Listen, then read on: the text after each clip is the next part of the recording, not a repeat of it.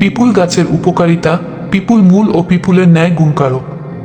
পিপুল চূর্ণ মধুসহ সেবনে মেদরোগ, কফ, শ্বাস, কাশ ও জ্বর নিবারিত হয় এবং বল, মেধা ও অগ্নি বর্ধিত হয়।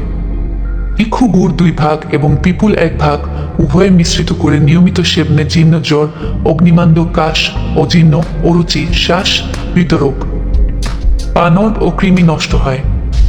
ফুসফুসের ক্যান্সার, ব্রেস্ট ক্যান্সার, আন্ত্রিক ক্যান্সার, লিউকোমিয়া, মস্তিষ্কেও টিউমার, গ্যাস্ট্রিক ক্যান্সার প্রভৃতি রোগের বিরুদ্ধে পিপুল কার্যকর।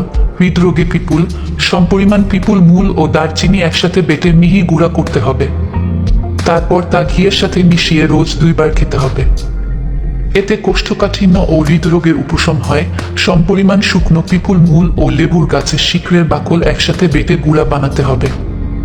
রাতে 1 কাপ জলে অর্জুনের ছালও ভিজিয়ে রাখতে হবে। সকালে সেই অর্জুনের কাঠের সাথে এই চূর্ণ মিশিয়ে খালি পেটে খেতে হবে। এতে হৃৎপিণ্ডের ব্যথা থাকলে তাও সেরে যায়। পিপুলের শুকনা অপরিপক্ক ফল বল বৃদ্ধিকারক ও টনিক হিসেবে, অপরিপক্ক ফুল এবং মূলের কাঠ পুরাতন ব্রঙ্কাইটিস, কাশি এবং ঠান্ডাজনিত রোগের জন্য উপকারী। হাঁপানি, যাদের হাঁপানির কষ্ট হয় তাদের উচিত খাওয়ার পর 250 মিলি পানি সহ পিপু গুঁড়া খাওয়া।